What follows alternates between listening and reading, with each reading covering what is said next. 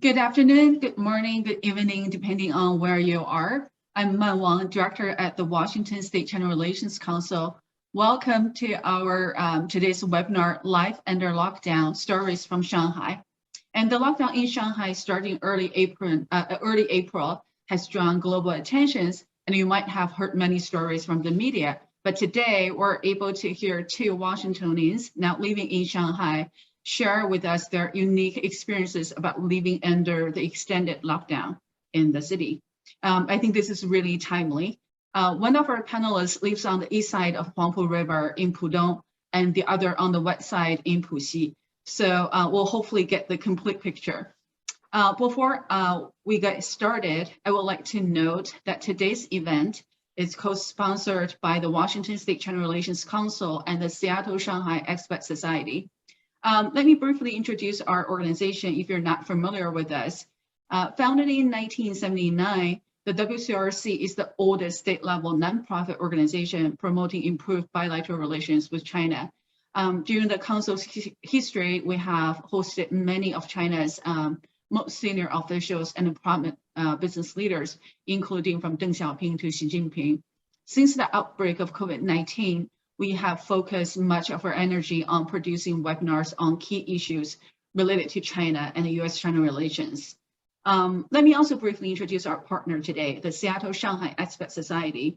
It was started in 2017 by Cindy Zhou, who was struggling to make connections in Seattle as a new resident. She formed the organization to assemble those with a connection to Shanghai now living in Seattle. The group provides both a social and intellectual platform to help members adjust to their lives in Seattle, as well as to stay current with developments in China. Unfortunately, Cindy is traveling today and unable to join us. The moderator for today's discussion is Noor Kokyard, Executive Director here at the WCRC.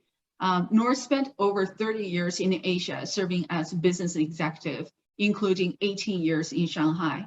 During that time, he also held numerous positions in business associations, including serving as the chairman of the American Chamber of Commerce in Shanghai. Before we get started, let me share some background housekeeping items with you. Please keep your microphone muted throughout the session. If you have questions for our panelists, please type them in the chat box and we'll collect and raise them to the panelists. Please also note that this webinar is being recorded. Last but not least, as many of you know, who are in Washington, that today is the second day and also the last day of Washington State's Give Big, an annual program to support nonprofits in the state. I would encourage you to take this opportunity to support us so that we can continue our important work. So now I'm going to turn it over to Noor to introduce our panelists, Jessica Gleeson and Cameron Johnson, and start the conversation. Noor. Okay, thank you, Man.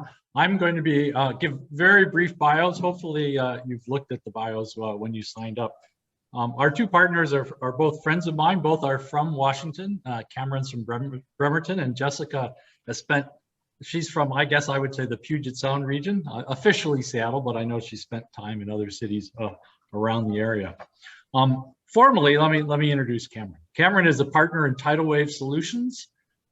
He's Bremerton native. He's a China market and industry expert with more than 20 years in China.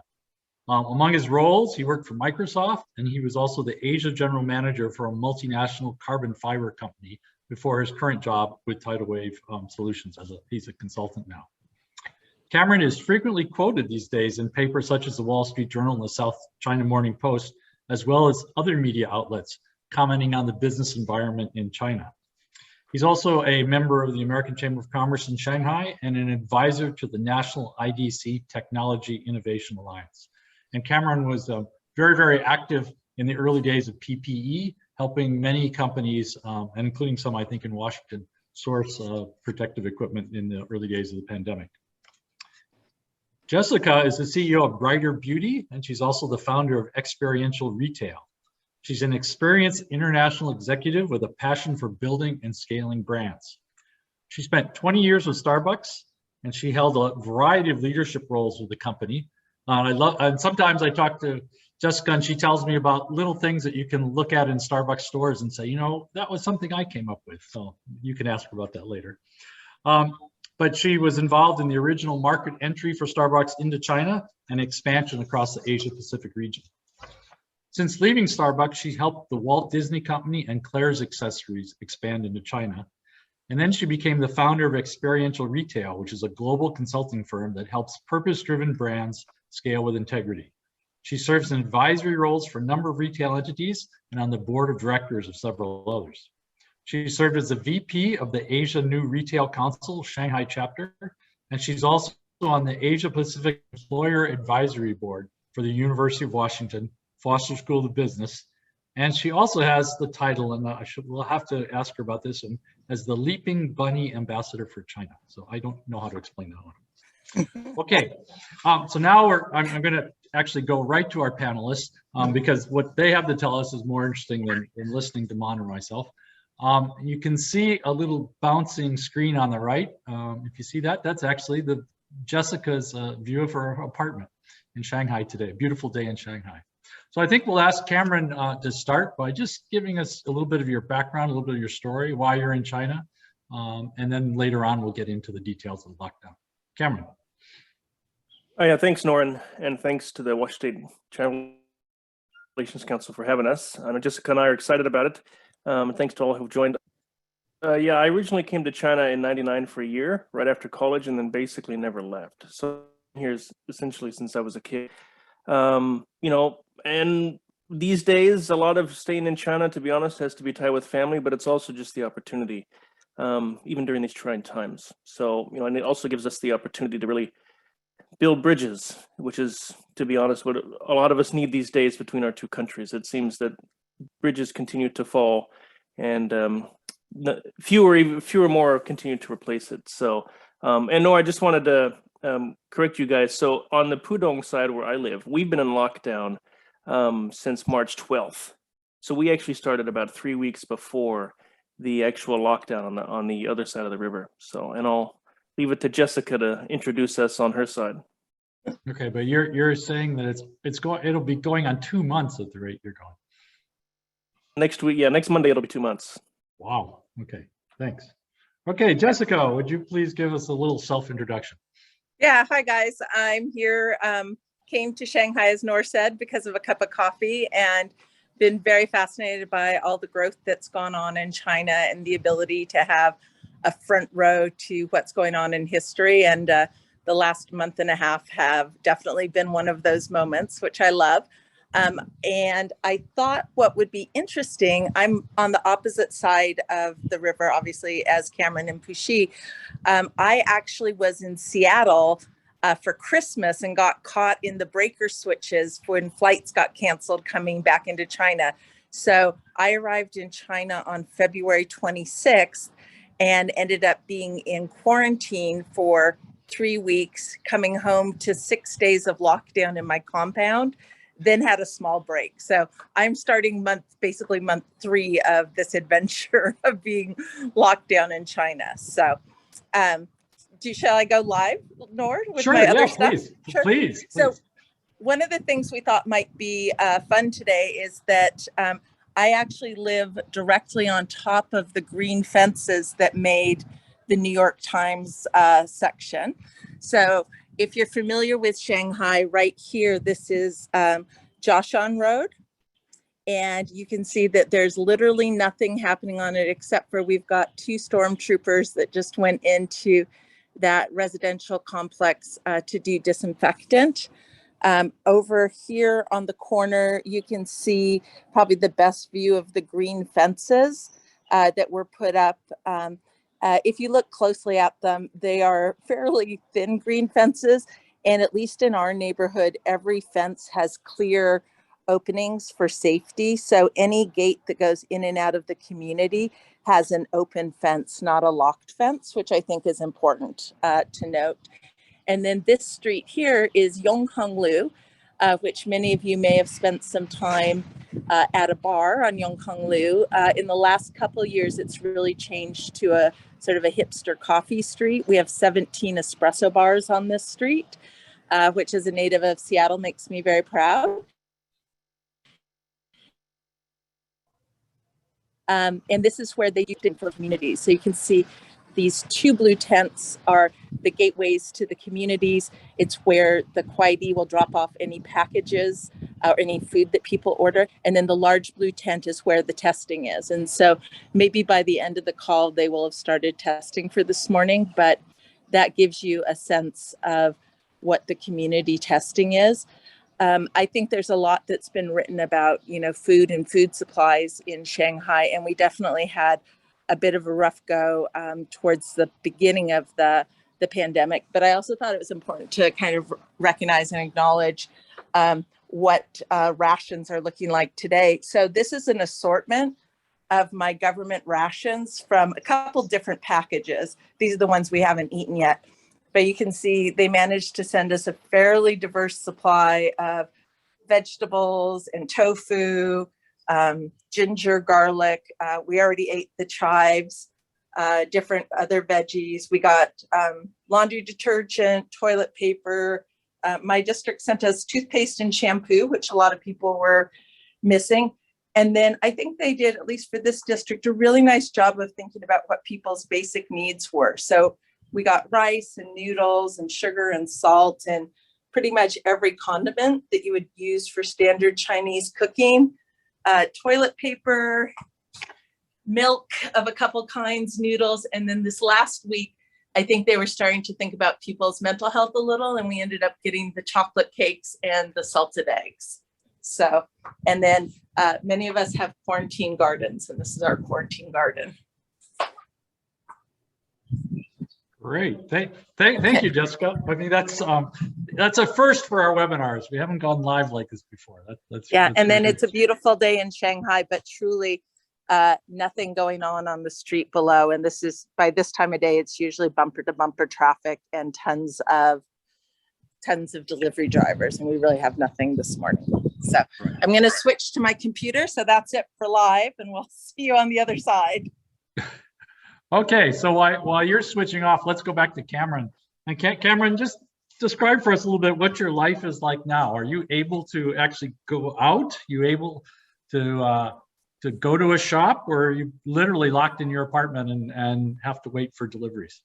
So we were locked in our apartment from March 25th, 26th until just this last weekend. And what that meant is you could not leave your apartment except for testing only. And so we're now out and about in our compound, but the compound gates are still heavily locked. In fact, they put a full-on fence in front of the compound, basically to ensure that nobody and nothing can get through except for basically a very small type of door where delivery drivers and so on can actually deliver goods.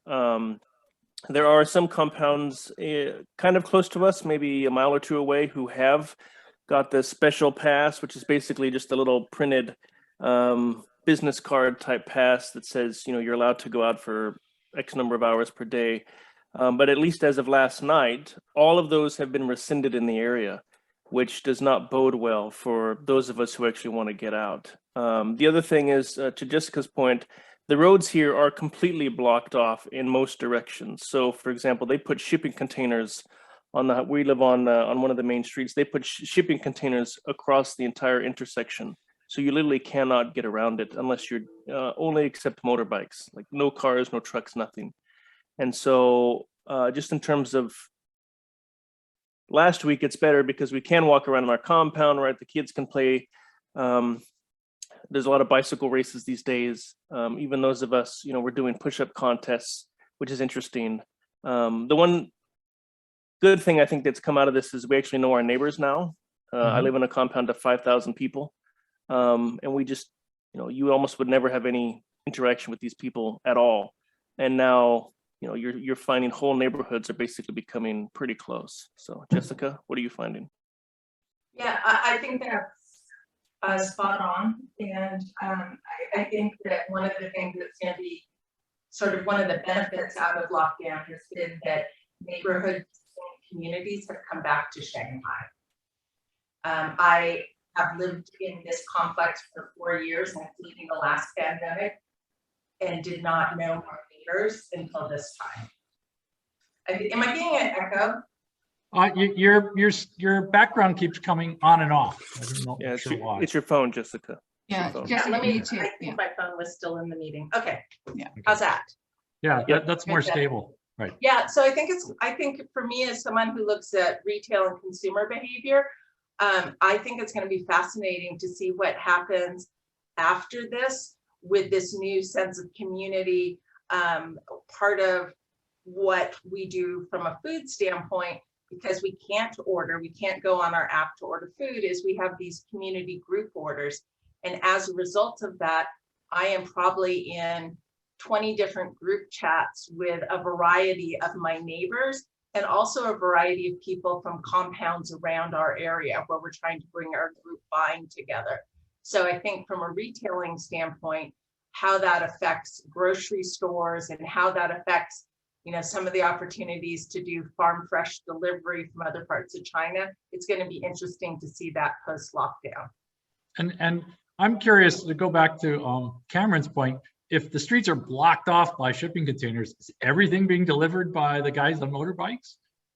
A lot of them are. What you also see though is the little tricycle deliveries. So those guys are making a fortune, particularly, and Jessica's put it. So for example, in our compound, we'll order from Hema, 500 chickens or whatever it is. And the only way you can really do that is through one of the, a bunch of these tuk-tuks. So they will only allow for certain deliveries into the compound. For example, you can't buy anything that isn't food, essentially, or daily essentials such as toothpaste or shampoo. But what you see is that those who are coming around are generally only delivery operators, right? They're the bicycles or the Meituans who are delivering.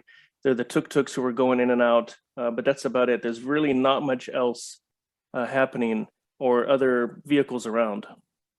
And Yeah, and we're seeing a few more, like we know that the district, so part of reopening is going to be, once you're allowed out of your compound, you're only allowed to stay in your sub-district.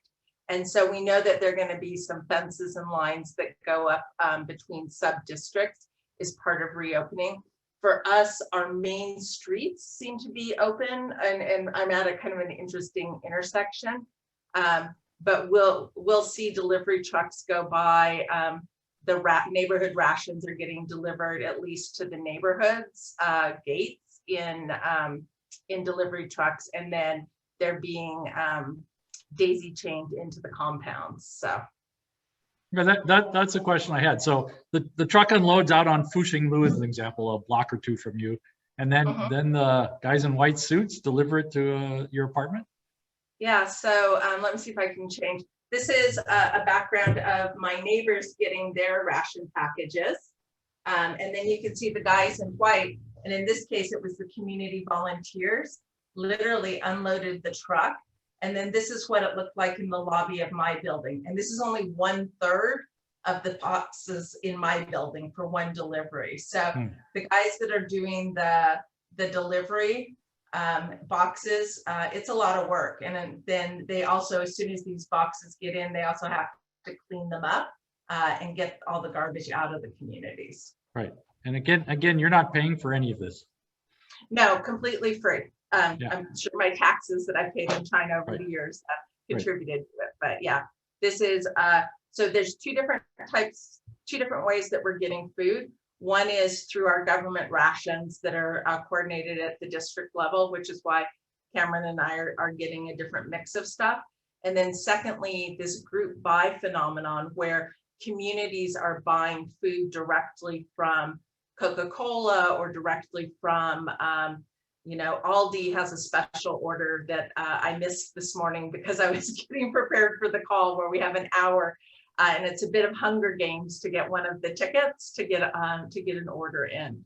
But that's also why the small communities across the street from me had a lot of challenges, maybe day 5 to 13 of lockdown, because the individual drivers hadn't really started back on the job yet.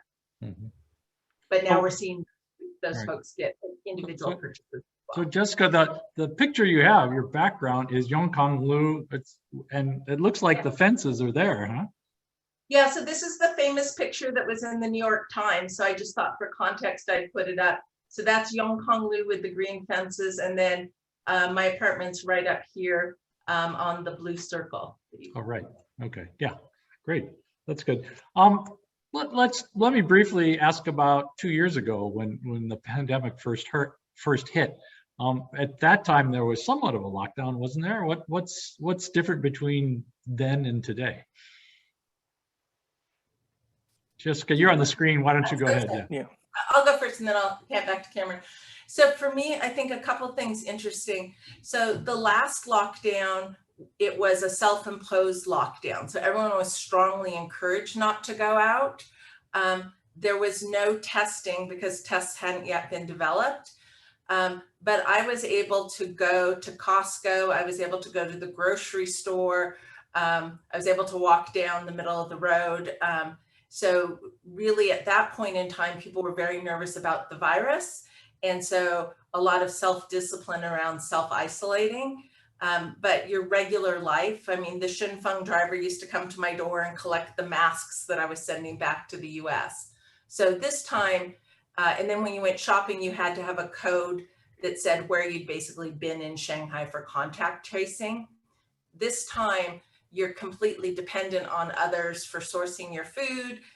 You're truly not leaving your space. And also they've collected more data on you than you can imagine.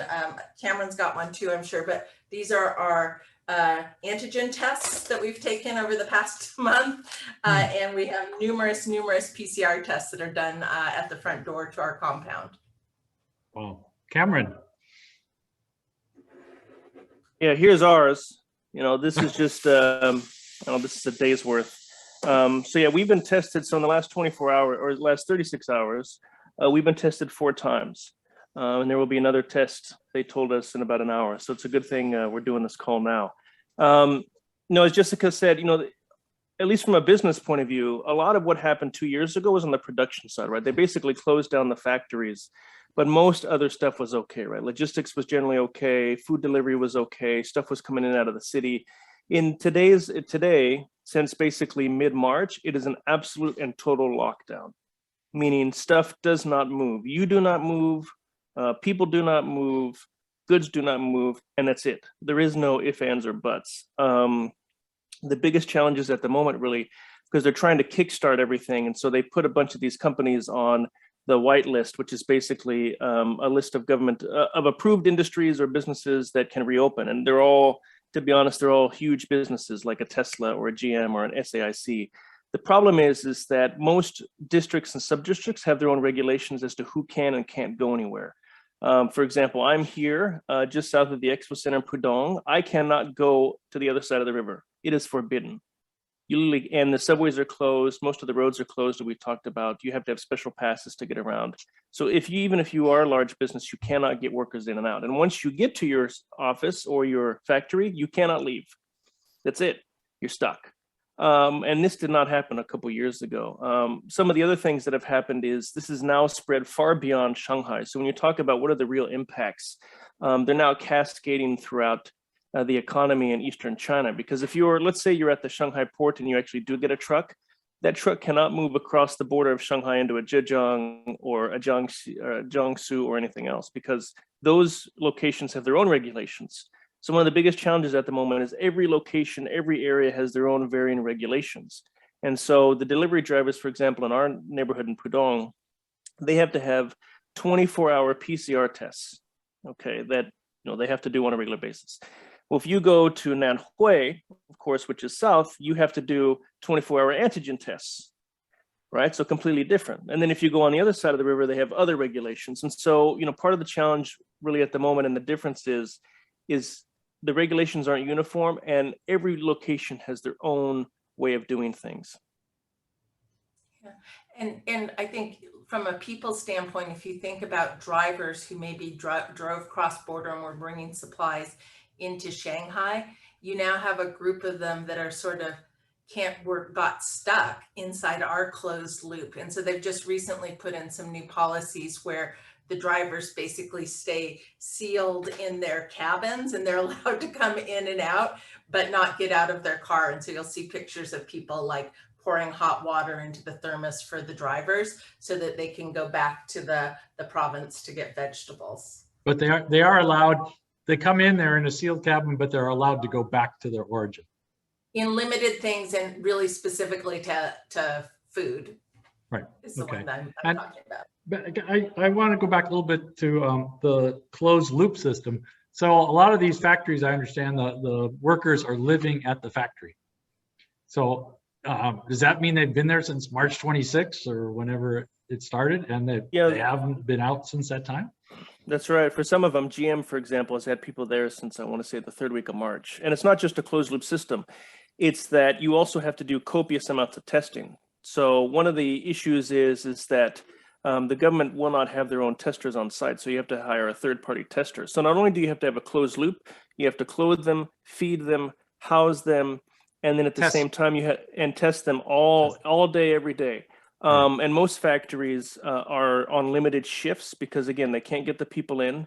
It's too mafan to do that. They can't hire enough third-party testers. One of the things we've seen now is in an area with a lot of factories like Zhangjiang or Lingang, where Tesla is that basically all of the businesses, even if they're competitors, will essentially work together to hire a third-party tester and to do it. Because one of the other things is the third-party tester will not come unless it's probably at least a 5,000 person or more testing regimen, because it just doesn't make sense for them to do that. And so again, this is part of the issue with starting and stopping. And some workers, I talked to somebody earlier this week, they've had workers there since the second week of March. And this is a very temporary solution. And so to Jessica's point about the retail, after this happens, after this is over, I think you're going to see a lot of workers burned out and a lot of people taking vacations. Tesla, for example, their current shift, they're now at about 60% capacity, but the shift before that had been basically, there for several weeks. GM's has been on site for 6 or 7 weeks at this point. I mean, again, you can't go home, you can't eat. The facilities are not built right to house people. They're not built for showers, right? They're not built for, having thousands of people cycle through there and live. So it's going to be quite challenging, and it is quite challenging. So it's a temporary solution. We'll have to see what happens. Yeah, and the government released, and there's an English translation that Shine did that I'm happy to send off to you, Nora, if people are interested in it, that had a list of like 55 steps for reopening, depending on the type of business that you have.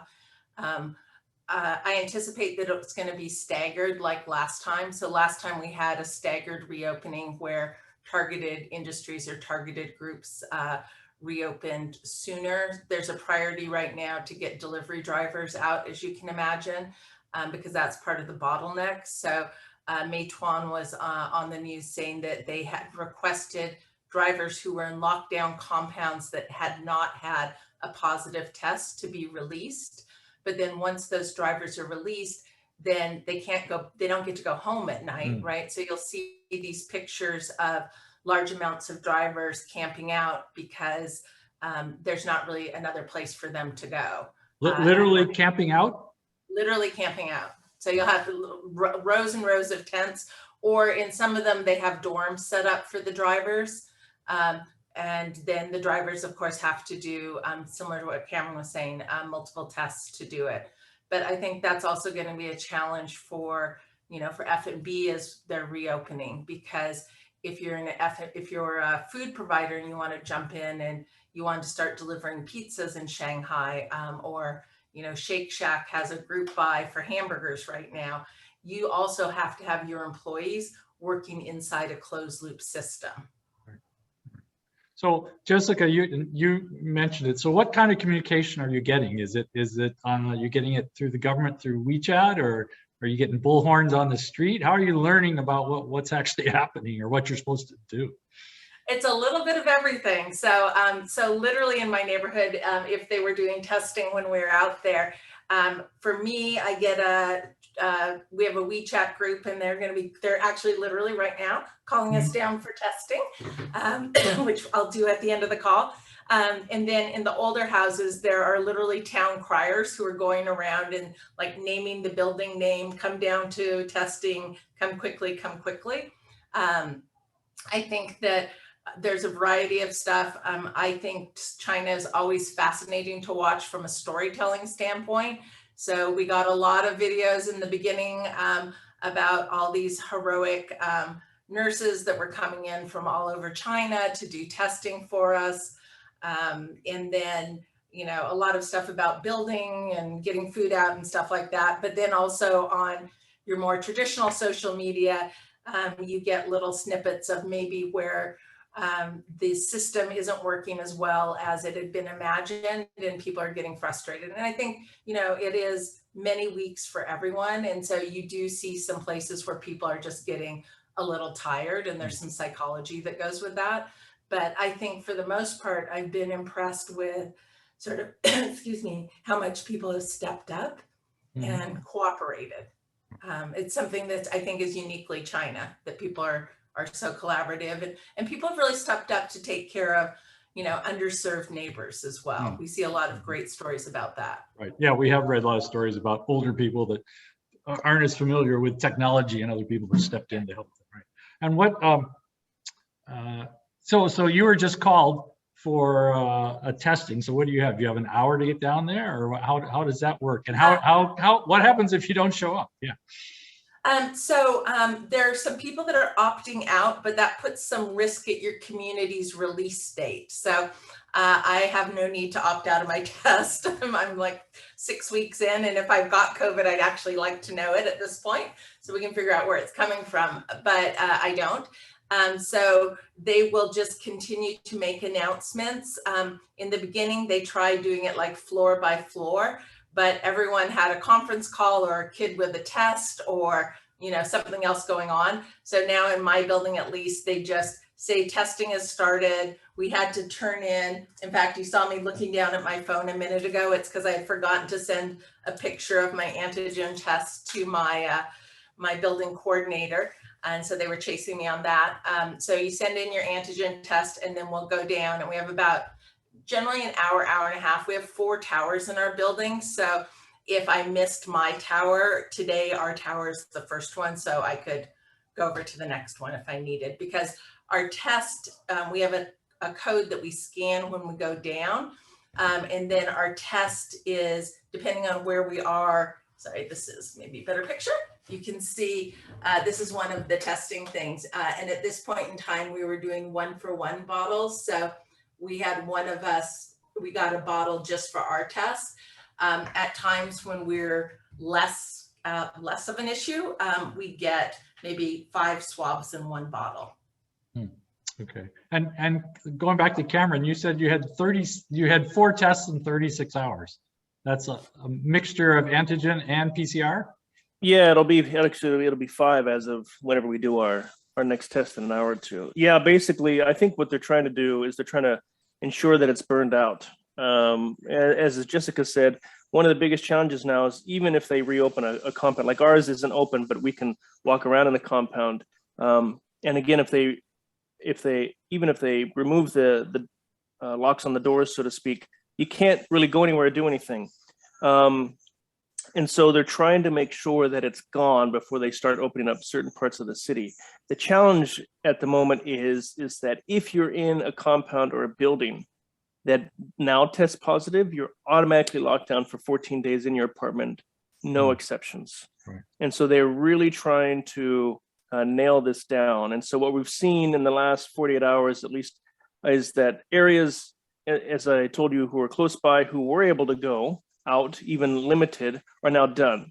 Those passes have been rescinded and the compound is now closed again. Secondly, we've seen other compounds who, again, are not too far away, who didn't have COVID. And then somebody tested positive in the compound again, and now a whole compound of several thousand people again automatically closed down. So we're going to start and continue to see these fits and starts back and forth as they try to kind of burn this out and make sure that COVID doesn't spread. Your ultimate question is, when is this over? The real answer is nobody knows. We all thought it was going to be over probably by mid-April, but now we're about to hit mid-May. I think probably They put new testing centers, which is what in Shenzhen, when they had this issue, they locked it down for a shorter period of time. But then they opened up testing centers all over the city. You know, every major subway station, every major shopping mall. You'd go out, you just get a test, and then it would upload into your phone, and that's what you would show, and you'd test about every 48 hours. They're still doing that, and that's essentially what we're going to see here in Shanghai. So when you get out of the subway, oh, I only have a couple hours left, or oh, you know, tomorrow I need to get a new test anyway. Oh, there's a station here, I'm just going to go do it. So this is the new model: is you're just going to be constantly tested and tested and tested and tested, probably every 24 to 48 hours, indefinitely, until this kind of burns itself out. We're also seeing Beijing's going to implement something similar, and you know, so we're going to start seeing this all over China, the Shenzhen model. Yeah, and I think there was a video last night on social media of someone shopping at Carrefour in Cameron's area, and the woman had her PCR test but hadn't had an antigen test in 24 hours, and so Carrefour actually had a stand in front of the shop where you had to scan in your health code that showed you'd had your PCR test, and then she literally took an antigen test on the spot before she could go into Carrefour. The store. Wow. Right. So the testing companies are doing well. Very well. It's a good time to be in a testing company, I would say. Right. Now, we on this side, of course, have seen the stories about the Shanghai Exhibition Center has been turned into a huge quarantine hospital, and there's other ones. Have either of you, do you know anybody personally that's been taken off to one of those things, and what have you heard? Yeah, I think everyone in the city at this point knows someone who's been there. And I think it, you know, as with everything, it's a little bit of a lottery, like which center you ended up with, who's sleeping around you, if you have someone who's snoring or not snoring around you. We've actually had go bags packed since the first week of the pandemic, just in case we got asked to go, because early on, it was not only the people that tested positive, but also if you were a close contact. So if you were near someone who had tested positive. So we have those good to go, but they've been doing, I think, a relatively good job of trying not to keep people there longer than they need to. So once you go there, you need 2 consecutive 2 days worth of negative tests to get out. So from my view, from my balcony, we've definitely seen neighbors go and neighbors come back. And but gone, no showers. Okay, gone 2 weeks, you think, or gone less than that? Totally dependent on where they are in their COVID arc, right? So some people have come back as few as 6 days. Other people have been 2 or 3 weeks out in their spots. Right. And they now have hospitals out. A friend of mine who came in from the UK went through quarantine and then ended up testing positive at his lockdown hotel after quarantine. And he was out on Chongming Island in one of these large facilities there. So, and the nickname here for them is co-camp. So people refer to it as going to camp. But I do think and Cameron can speak to it, I do think that was one of the great stressors for people, was this idea of being taken away. And where I give the government some good credit is there were some things that totally were flashpoints for people. Children being separated from families if they tested positive, issues with pets. And we saw policies and processes change generally in about a week or 2 as some of those issues flared up and people gave enthusiastic feedback about them. What was your peeps? Yeah, I mean, my comment would be whatever you saw was worse. I mean, honestly. And so now with what people have seen, I think to Jessica's point, some of the centers have gotten better. But, you know, one of the issues still is that it doesn't matter if you've got it, it's also a close contact. So if you're in a building, let's say next door neighbor, and you may have had some interaction, it doesn't matter if you have it or not, you're taken away.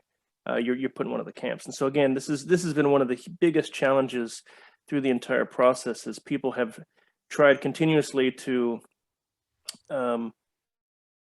understand what is the process, because it has evolved, right? It used to be if you have COVID, you're in a camp or you're sent away. Okay, we can kind of all understand that it sucks, but it is what it is. But then it's, okay, if you have a close contact, or if you have and it's like, whoa, wait a minute. And the definition started to expand a bit. on that as they continue to try to burn out the COVID situation in a city. The other thing is that just the sheer volume of people. I mean, 500,000 people, 500,000 were put in various camps. And it wasn't, you know, to Jessica's point, it wasn't just in Shanghai. When Shanghai got full, they went to Suzhou, they went to Hangzhou, they went to Jiaxing and, you know, all the different areas around the city. I mean, even in Jianwan Stadium, if you know where that is, they're still building a COVID center now. It's just about to complete today. So, you know, I kind of look at it in terms of when they stop building COVID centers and they start dismantling them, then that'll be a good sign, but they're not. They're still building them. Same in Beijing, same in Shenzhen, same in Guangzhou. They're still building more COVID centers. So it's becoming more and more of a concern for a lot of people because the push now is, hey, if we get it, have us stay home. We'll stay home for 2-3, that's fine. We'll stay home, it's fine. And so there's a lot of debate internally now to see what's going to happen. Will they start to allow more or if any home quarantine as an example, or will the, you know, and then daily copious amounts of testing, all these kinds of things, or are they going to continue to send people? We just don't know. And so the process is evolving. And as I said, I mean, one of these camps is about 20,000 people. I mean, that's a massive amount of people to have basically, you know, as a bunk bed type situation, or I guess not bunk bed, but you're literally sitting next to, or you're sharing beds next to all these people, some of who probably are infected, some not. And so, you know, there's a big concern about how effective is that in the end. And so it's going to be exciting to see how this plays out. You know, you can tell we're very excited here in Shanghai.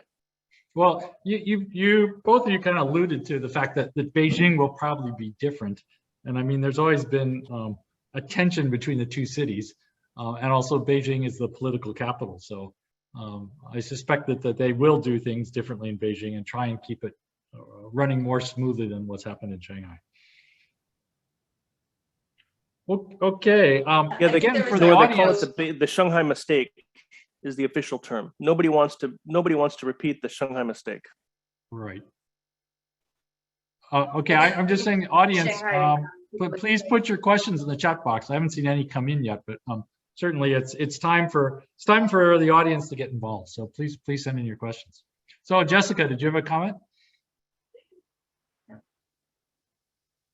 No, I was just going to say, I think there was a quote maybe a couple of weeks ago that said Shanghai was trying to thread the needle between sort of targeted lockdowns and keeping life normal and humming along, and maybe threaded the needle a little bit in the wrong, didn't quite get the balance perfect. So I agree with Cameron. I think that you'll see different responses in other cities. And I think the other thing that's really important is to point out is I don't think anyone should be surprised that we've gone through this process.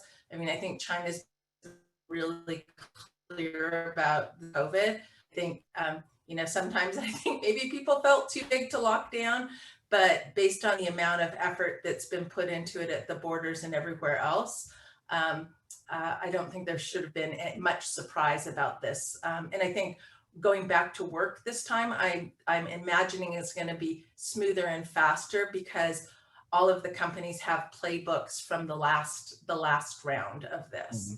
And so I think the city is going to come back faster than last time. I think Cameron and I were talking about it last night. If you think about the fact that they put enough focus to get, you know, 13 million care packages sent out to all of us, and to do PCR testing as regularly as we've had, when everything opens up, I imagine that the port is the next priority to get it cleared and get things moving. So I think it'll come back fast. I think that you'll see consumers that are excited to spend money. Whether that's enough to make up for the past period, I think that that's probably debatable, but I do think you'll see a spike in retail shopping and activities as soon as people are able to do that. Right. Okay, we do have, now that we've opened the door, the questions are coming in. So let's, on that same topic, someone asked, what are the mistakes, quote, mistakes of Shanghai?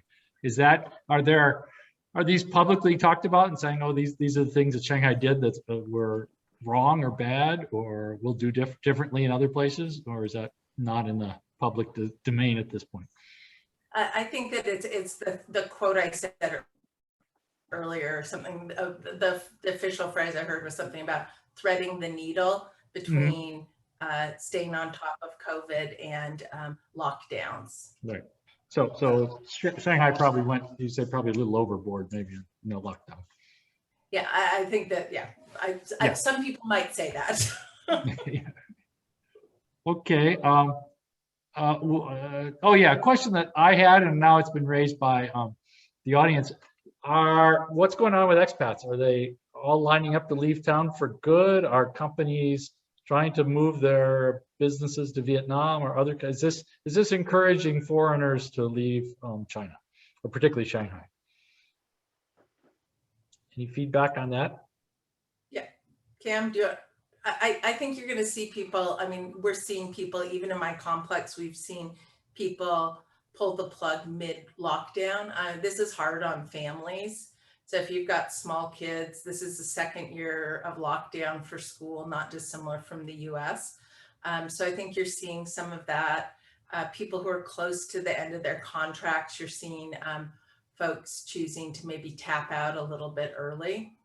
I think the bigger issue for teachers, which is something you raised earlier, is right now it is nearly impossible to not from a physical standpoint, but financially, I think for people who are teachers to get back to China. It used to be you could go to Vietnam for the weekend or Thailand for the weekend.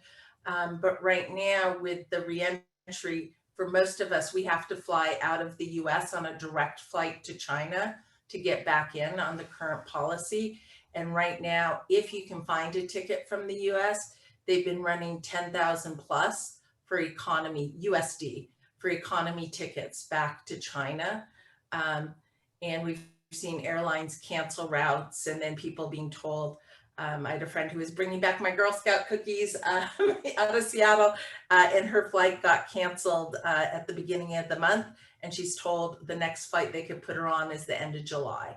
So she relocated to Bangkok with her business. So I think you're seeing small businesses that can work anywhere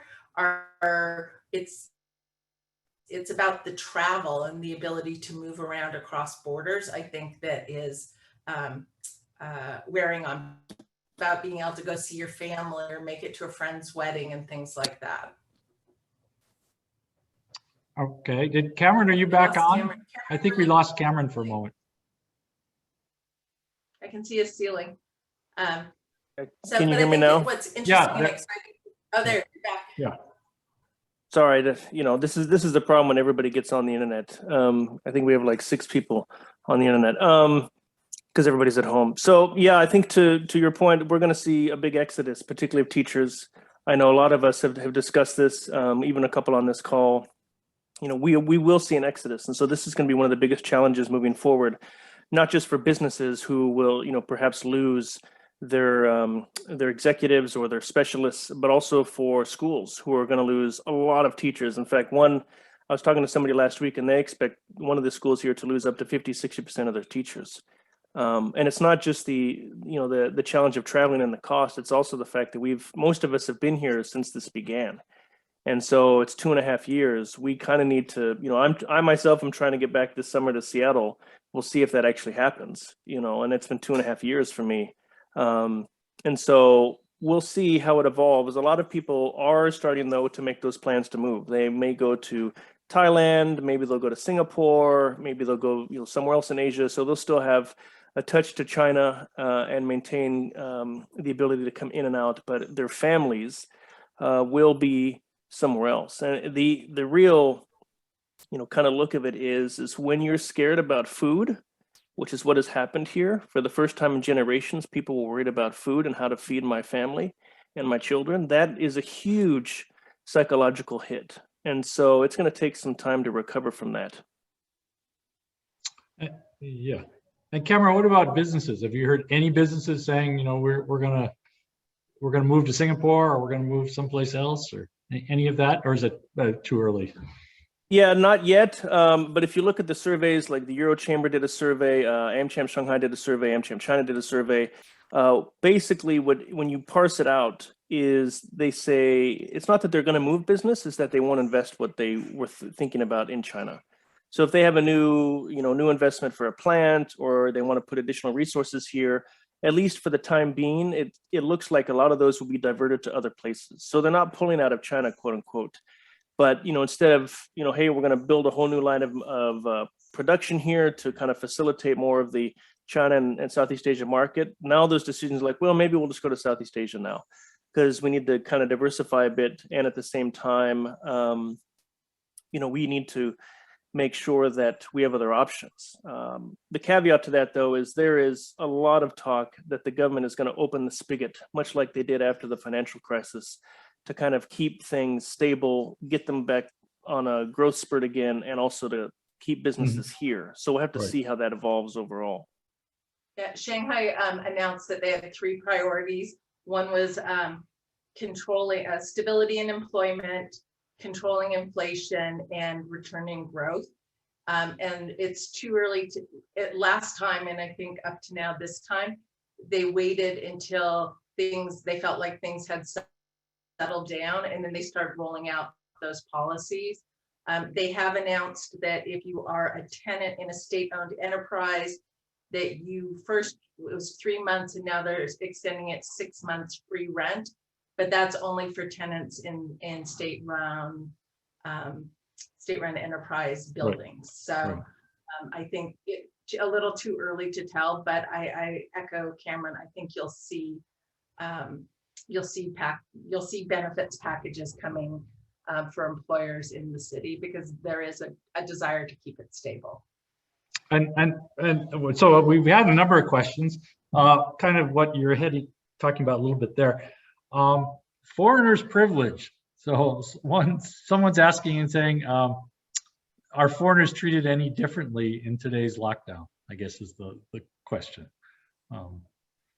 At least from my perspective, no. We still go to the quarantine centers. There've been a lot of foreigners, and this is across the board, doesn't matter where you're from or which country, who have complained and asked for dispensation in terms of, hey, let me do home quarantine instead of the camps. And the government across the board to everybody is like, you have COVID or you're a close contact, you are going to the COVID camp. No ifs, ands, or buts. So we're not really seeing any special treatment, at least from where I'm at. And if anything, they kind of watch you more. And there's been stories, I'm sure you've probably seen various stories of, foreigners complaining or, releasing recorded calls and stuff. Those guys are in deep shit, if I can be completely blunt.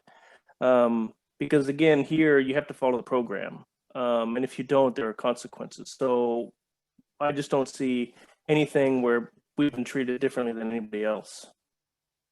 If anything, yeah, I think the Puxi side has been, if anything, the Puxi side has been treated better than the Pudong side, because a lot of most of them work Puxi side. We've only gotten 3 care packages in 7 weeks.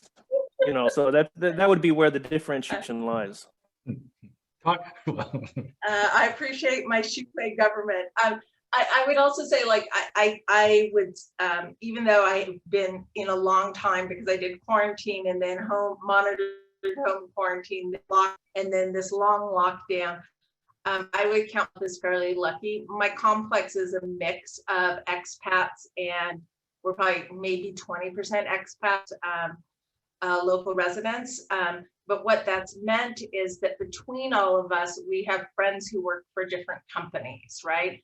And so when you got to group buying,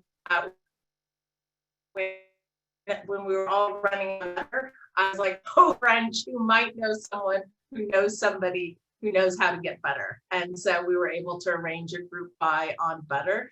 But that's just more, I think, because we've all been here for a long time, and someone else was able to get us great veggies and other things. So, but I think they've been very intentional about saying this is a health crisis. What word is doesn't change a public health crisis.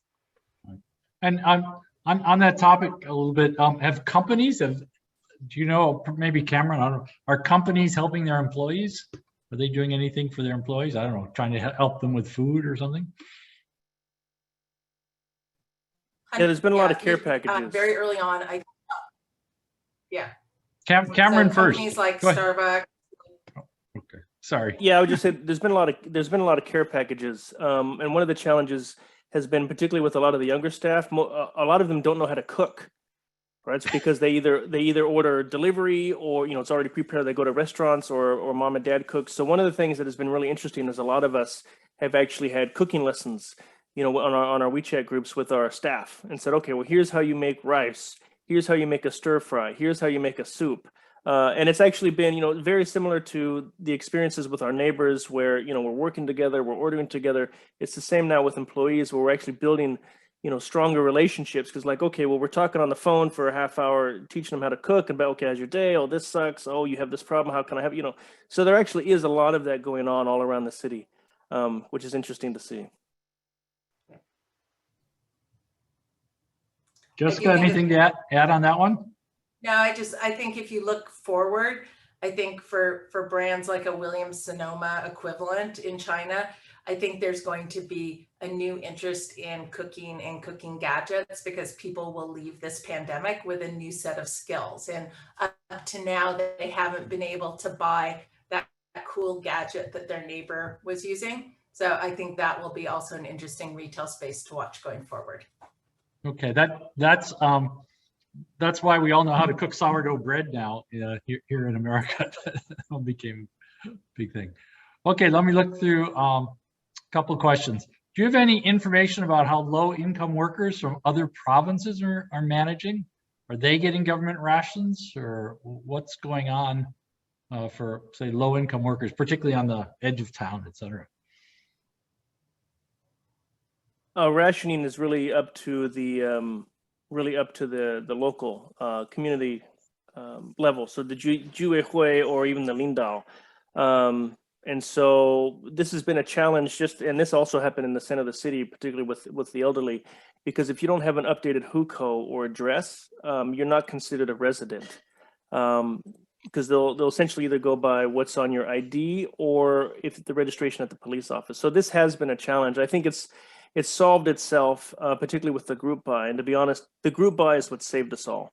If there wasn't group buy, the challenges in the city would be much bigger. So I think even if you were in that category or even low income, the fact of just the group buy being where everybody got on and was trying to do the same thing has actually helped solve a lot of those challenges. Whereas if there wasn't, they would have been much bigger. Right. Okay. So, but what if you're a low income migrant worker living in on the in edge of town or in a fairly high density area? They hopefully they don't have hukous for Shanghai, so how are they getting fed in? I think the neighborhoods are trying to fix those as quickly as possible. So like in our neighborhood on the first round of deliveries, little sub-district was, they had counted one number, but they realized they needed a bigger number when they did their original order based on whatever their database was. But they seem to have adapted pretty quickly. I have a friend who lives about a block and a half away, and her neighbors are definitely like 4 young guys in a room that are from outside of Shanghai, and they've been getting the same pattern, splitting her package with them. Mm-hmm. See a lot of sharing going back and forth. Right, that's good to hear. Okay, I think we're at 6. If our speakers will let us go 10 more minutes, there's certainly more questions. So if you both Jessica and Cameron, if you're okay, we'll go 10 more and then we'll cut it off, because we know Jessica for sure has to go get her test done. That's right. Go get my test eventually. That's I don't want to be the bad person in building. Yeah, you don't want to be on that. Well, yeah, we heard about the white list. You don't want to be on the black list. Okay. Questions about vaccines. I guess one question was, well, if they used particularly the RNA, like Moderna RNA or Pfizer, wouldn't they help to resolve some of this problem? And another person said, if you use Sinovac, it's not that effective unless you have a booster. So is there a effort today to get people boosted? So I guess either of you want to take those on? I don't know that I can answer the medical questions, but I would say I think that if you were making an educated guess, I would assume that once this gets settled down, boosters will be in our future. I think some people were starting to get them just before things flared up. So Cameron, I don't know if you have any. Yeah, the only comment would be that, because everything's been locked down, we have not been able to get boosted. And this has actually been, again, another source of tension, because a lot of people are like, well, I want to get boosted now, but everything's closed. And even if you try to go to a hospital, you're forbidden to enter a hospital unless you have an absolute medical need or medical emergency. And so I think, to Jessica's point, it remains to be seen how it's going to evolve. But I can tell you definitely, at least for us, the minute this thing gets over and we can go, we're going to go get our booster. And, for those of us traveling in and out of the country, you're going to need the booster, because China prefers its own vaccines over others. And so if you're not fully boosted with Chinese vaccines, you might have a challenge returning to the country. Right. China has now an RNA vaccine, but I think it's brand new. I don't even know if it's being given to people yet or not, from what I understand. Okay, any feedback To from Cameron's point, if you're returning back to China. Go ahead. Oh, no, I was just gonna say, for returning to China, you have a different testing requirement if you've got your 2 Chinese vaccines than if you don't. So it's easier to return to China if you're fully vaccinated with the China regiment. Right. Okay. All right. Anybody know about other cities? Someone maybe from Sichuan was saying, what about Chengdu? What about Chongqing? Any word on places like that? Well, cases are spreading. We see what's happening in Beijing as an example. I think the key to watch really is the testing. If they start putting in testing, that's when there will be more challenges, or at least they're looking at a potential challenge. And again, the quote unquote Shanghai mistake is on the lips of every official in this country, where you have a little bit of leeway, but if it goes haywire, there's consequences. And so we're now starting to see that. So even in the Shanghai area, Kunshan closed down, I think, with just a handful of cases in the single digits. And they're like, that's it, we're done, closed down. And everybody was mass tested until they were able to stomp it out. Same thing with the Suzhou Industrial Park. And so it doesn't matter how big the size of the city, it doesn't matter where it is, who it is. This is going to be a repeated modus operandi, at least for the foreseeable future. Again, when they start dismantling the COVID camps, that's when we're in a different phase, but they're still building them all over the country. So as long as that happens, then we're going to continue to see this this policy. Yeah, and actually the SARS camp that was built in Shanghai is now being transitioned to a co-camp, I saw. Yeah. Okay.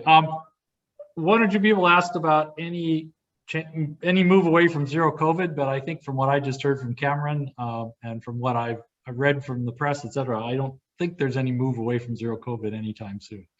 Nope. Expect this to be in place until probably mid, if not the end of 2023. Yeah. So. And I think one thing, so when I was home in Seattle over Christmas, one of the stories that I would tell people when I'd ask about like China, because people had this vision that things were going kind of crazy over here, was I would say Shanghai's had 7 deaths pandemic to date. So up until the point I returned to China on February 26th, Shanghai had 7 deaths pandemic to date. Right now, I think the last number I saw, and I don't have the last 2 days, was for about 426 deaths pandemic to date now. So that for a city, that's how much from a percentage of deaths that have happened. And it's still a small number, but I think the government does a little math on what would happen if those percentages rolled out at a bigger, less controlled way.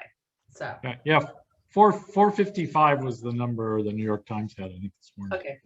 Yeah, somewhere there. Okay, we're pretty close to wrapping up. 1 or 2 questions. I don't know whether you whether either of you wanted to take it on, is what happens if you open it up and then have to close down again? I mean, was kind of the question. It's basically, there are a couple of people asked questions like that. I guess, are you going to maintain food stocks? What do you think? And how would the population react, I guess, if that happened? Go ahead, Jessica. I don't know You about first.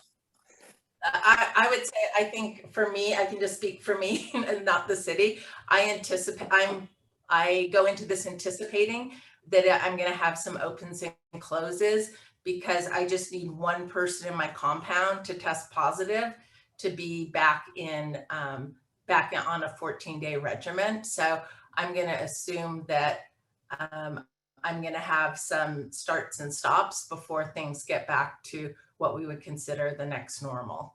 I'm looking forward to Costco reopening. That is one of the big differences. They've been closed through this whole thing. So looking forward to them being back open so that I can restock my Starbucks coffee. So. Yeah, I agree with Jessica. I'm also wanting Costco open because I need my Tillamook cheese, to be honest. So yeah, I think to Jessica's point, one of the things that you will see when this is over, whenever it is that we, for example, bought an additional freezer and had it delivered, which I don't know how it got through, but it did. And so I think you will see massive stocking of supplies, of all kinds of stuff, particularly items that can last a long time, certain kinds of rice, meats in the freezer, that kind of stuff. Because there is a general feeling that this isn't the last run. Will probably be somewhat okay through the summer. To Jessica's point, there'll probably be starts and stops. But those of us who live here are under no illusion that this again could happen at any time. Great. Well, thank you to both of you. In the chat box now, there's a number of messages coming through saying thank you. Also, several of the chat box messages are saying, hang in there, good luck.